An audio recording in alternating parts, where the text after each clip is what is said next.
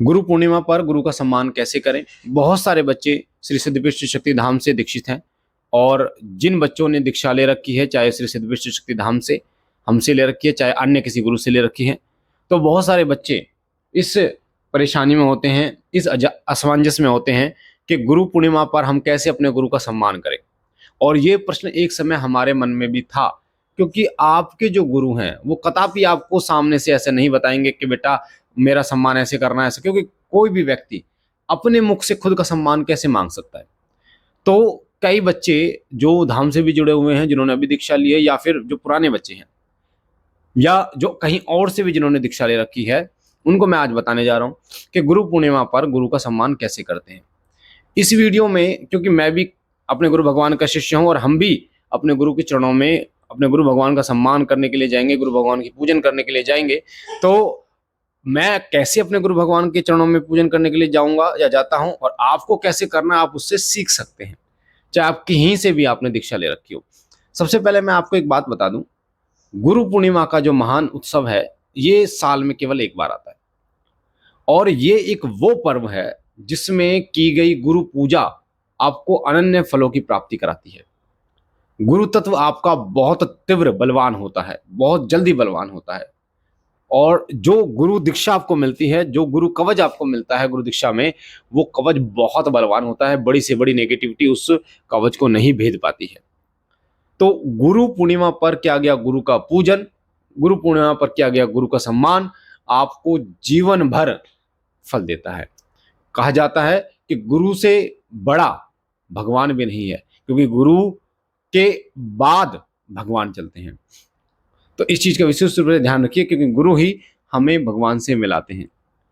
तो आपको एक चीज का ध्यान रखना है कि गुरु पूर्णिमा पर जितना हो सके गुरु का पूजन कीजिए, सम्मान कीजिए, हृदय के साथ अपने सारे विकारों को एक तरफ रख के, अपने सारे जो आपके हृदय के अंदर विकार हैं, क्रोध है, इन सब चीजों को एक तरफ रख के आप दरबार लगाते हैं, दरबार नहीं लगाते हैं, आपके पास क्या है क्या नहीं, इन सबको एक तरफ रख के खुंटी पर टांग कर और अपने गुरु भगवान के चरणों में झोली फैला के आना बेटा, क्योंकि हमारे गुरु हमारी झोली भरने वाले हैं। कभी भी गुरु के दरबार में जाओ, कभी भी गुरु के पास जाओ, तो अपनी खाली झोली लेके जाना। अपने अहंकार को, आपने कितने देवता सिद्ध कर रखे हैं, आपके पास कितने दूत हैं, आपका दरबार बहुत बड़ा है, आपके पास हजारों लोग आते हैं, इससे कोई फर्क नहीं पड़ता। गुरु वो है जिनके सामने हमारी झोली खाली रहती है और वो हमारी झोली को हर पल भरते हैं। तो ध्यान रखना इस चीज का, कभी गुरु के सामने घमंड से मत जाना, कभी गुरु के सामने अपने अहंकार से मत जाना कि मेरे पास बहुत पैसा है, मेरे पास गाड़ी है, घोड़ा है, मेरे पास घर है, मैं बिजनेसमैन हूँ, या मैं कोई बड़ी पोस्ट है, या मैं सरकारी कर्मचारी हूँ, या फिर आपके पास बहुत बड़ी शक्तियाँ हैं, या आपका दरबार बहुत बड़ा है, या आपके दरबार से बहुत लोग ठीक होते हैं। इन सब चीज़ों को अपने घर पे टांग के जाना। जब भी गुरु के चरणों में जाओ तो खाली झोली लेके जाओ और सिर्फ एक चीज सोच के जाना है कि मुझे गुरु की सेवा करनी है। जो बच्चे अपने गुरु भाई बहनों के साथ बातचीत शुरू कर देते हैं, उनके लिए मैं बता दूं, बेटा आप अपने गुरु से जुड़े हुए हो, आप अपने गुरु के लिए जुड़े हुए हो, ना कि गुरु भाई और गुरु बहन के लिए। वो अपने गुरु के लिए आए, आप अपने गुरु के लिए आए हो।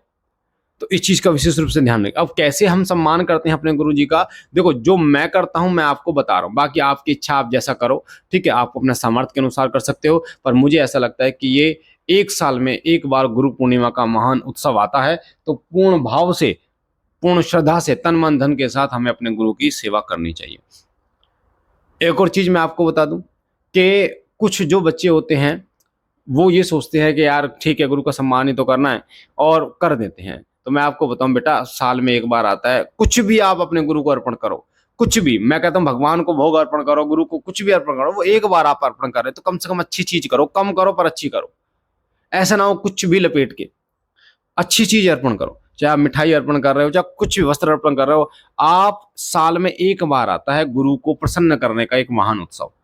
तो अच्छी तरीके से अपने गुरु को प्रसन्न कीजिए, अच्छी तरीके से उनका सम्मान कीजिए, उनके चरणों की सेवा कीजिए, ठीक है। अब कैसे आप अपने गुरु का सम्मान कर सकते हैं। जितने भी बच्चे चाहे हमसे जुड़े हुए हैं, धाम से जुड़े हुए हैं, चाहे हमारे गुरु भगवान के शिष्य हैं, या फिर वो अन्य किसी धामों से जुड़े हुए हैं, उन सब के लिए वीडियो है।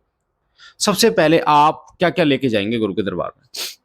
देखो, सबसे पहले आप एक माला, बहुत ही सुंदर सी एक माला, पुष्प की माला, गुलाब के फूलों की माला और थोड़े पुष्प आप लेके जाइए। एक दीपक आप लेके जाइए घी का, धूप बत्ती, घी हो उसमें, अक्षत हो, ठीक है, तिलक हो, ये चीज़ें आप लेके जाइए। तो एक थाली सजाना है, उस थाली के अंदर दीपक आप रखेंगे, दीपक उसके बाद धूप रखेंगे उसमें, उसके बाद आप उसमें चावल रखेंगे और तिलक करेंगे अपने गुरु और मिठाई रखेंगे। तो गुरु का पूजन आप करेंगे, माथे पर तिलक लगाएंगे और चरणों से तिलक लगाएंगे, माला अर्पण की करेंगे, फूल अर्पण करेंगे, उसके बाद में तिलक करेंगे, मिठाई का भोग लगाएंगे गुरु भगवान को, ठीक है, इस प्रकार। तो आपको एक एक थाली लेके, जो पूजन की थाली है वो आपको जरूर लेके जानी है। दूसरा, आपको मिठाई लेके जानी है। और फिर मैं बोलूंगा बेटा देखो कुछ भी मत लेना, अच्छी चीज लेना, चाहे कम लेके जाना, अच्छी दुकान से अच्छी चीज लेके जाना मिठाई। और मैं तो ये कहूँगा अगर मान लो आप नहीं लेके जाना, अपने घर पे आप बना लो, रोट बना लो, आपने घर पे हर चीज बन सकती है, शुद्ध लेके जाओ, ठीक है, ताकि वो अगर वितरण भी हो लोगों में तो वो एक अच्छा हो और लोगों की सेहत पर अच्छा प्रभाव पड़े। तो ये मिठाई, 5 फल आप अपने गुरु भगवान के चरणों में लेके जाना, 5 प्रकार के फल, चाहे आप एक एक लेके जाओ, चाहे आप 1 पाव या आधी किलो, जितना आपकी इच्छा हो, 5 प्रकार के फल अपने गुरु भगवान के चरणों में अर्पण के लिए लेके जाओ। वस्त्र, वस्त्र जरूर लेके जाओ, क्योंकि ये जो 1 साल के अंदर एक बार ये महापर्व आता है। तो वस्त्र जो है, जैसे हम अपने पितरों को वस्त्र अर्पण करते हैं साल में एक बार, उसी प्रकार से हम अपने गुरु भगवान को गुरु पूर्णिमा पर वस्त्र अर्पण करते हैं। और वस्त्रों में 5 वस्त्र होते हैं बेटा, 5 प्रकार के वस्त्र होते हैं, जैसे बनियान होता है, अंडरवियर होता है, ठीक है, एक गमछा होता है, या फिर आप कुर्ता पजामा ला सकते हो, जो आपके गुरु पहनते हो, आपको लगता हो कि हाँ ये गुरु जी पहनते हैं, उस हिसाब से आप लेके जाओ।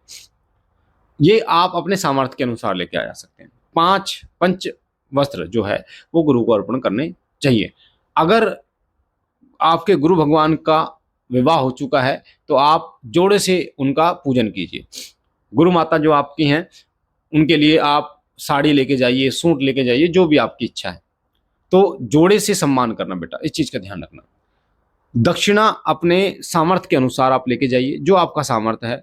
तो यही चीज बस इनफ होंगी गुरु पूजन में। बाकी तो देखो ज्यादा से ज्यादा तो बहुत कुछ हो सकता है और कम से कम आप अपने सामर्थ्य के अनुसार कर सकते हैं।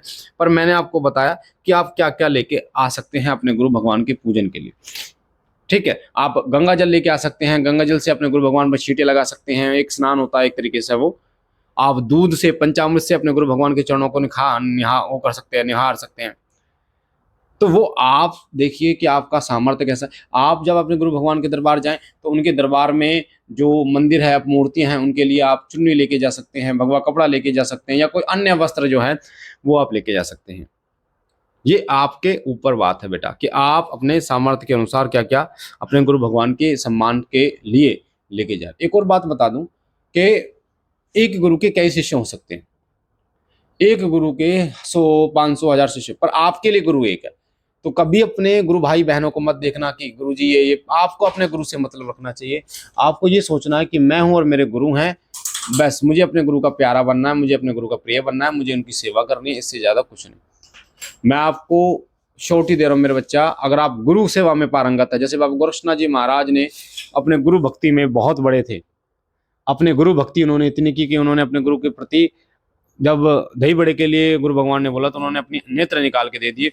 तो जब इतनी गुरु भक्ति होती है, क्योंकि भगवान भी गुरु से आगे नहीं चलते, तो जब आपकी गुरु भक्ति अगाढ़ होगी तो प्रभु आप पर कृपा करेंगे, बहुत असीम कृपा करेंगे। इस चीज का विशेष रूप से ध्यान रखिए। तो मुझे आशा है जो चीजें मैंने आपको बताई ये आपको समझ में आई होगी। और 10 तारीख को, 10 जुलाई 2025 को वीरवार के दिन गुरु पूर्णिमा का महान उत्सव श्री सिद्धि विश्व शक्ति धाम में मनाया जाएगा। तो जितने शिष्य हैं हमारे दरबार के, जितने भी शिष्य हैं, वो सुबह 9 से 10 बजे तक धाम में पहुंच जाएं। और हम मिलते हैं फिर एक नई जानकारी के साथ। तब तक के लिए ओम नमः शिवाय, जय श्री राम, हर हर महादेव।